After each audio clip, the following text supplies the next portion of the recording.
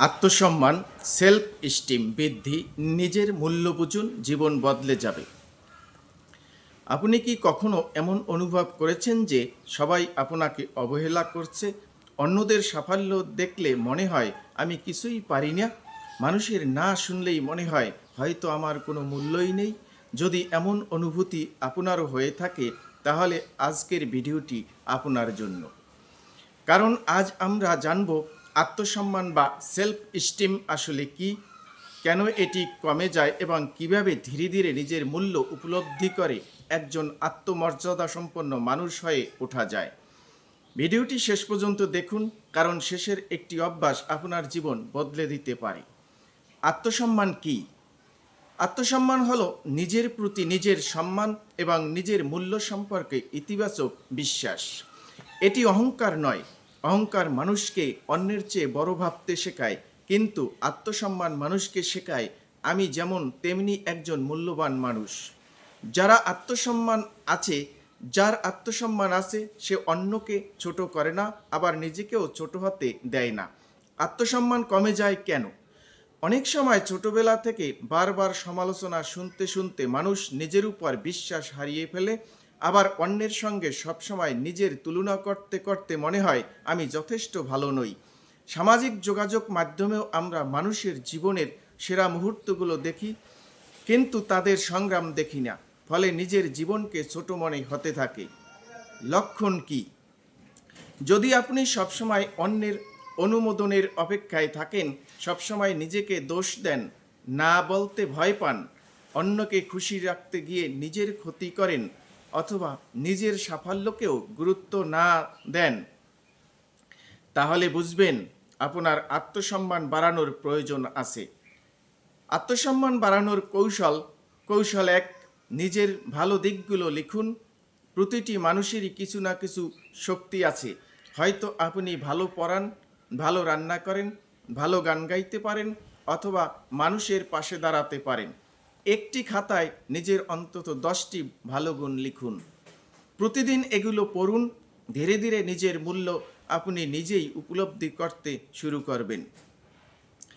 কৌশল 2, নিজের সঙ্গে সম্মানের ভাষায় কথা বলুন। কখনো বলবেন না আমি কিছুই পারি না, আমি ব্যর্থ। এর পরিবর্তে বলুন আমি এখনও শিখছি, আমি প্রতিদিন উন্নতি করছি।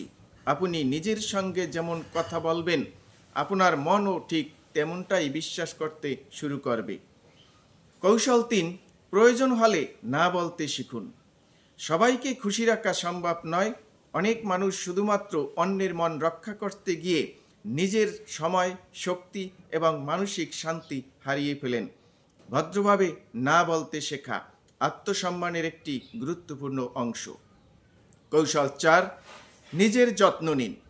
পর্যাপ্ত ঘুম, স্বাস্থ্যকর খাবার, নিয়মিত ব্যায়াম এবং পরিচ্ছন্ন জীবনযাপন শুধু শরীর নয়, মনকেও শক্তিশালী করে।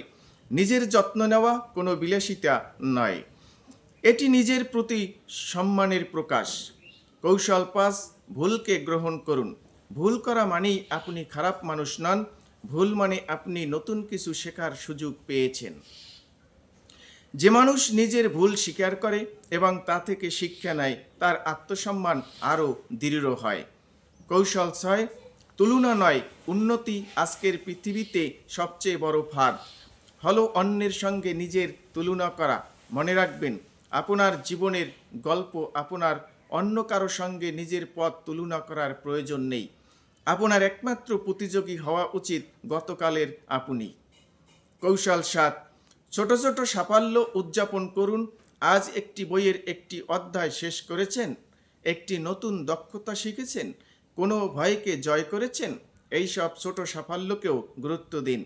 এগুলোই ধীরে ধীরে বড় আত্মবিশ্বাস ও আত্মসম্মানের ভিত্তি তৈরি করে। একটি বাস্তব উদাহরণ ভাবুন, দুটি গাছ পাশাপাশি লাগানো হয়েছে। একটি গাছ প্রতিদিন পরিচর্যা পায়, অন্যটি অবহেলিত থাকে।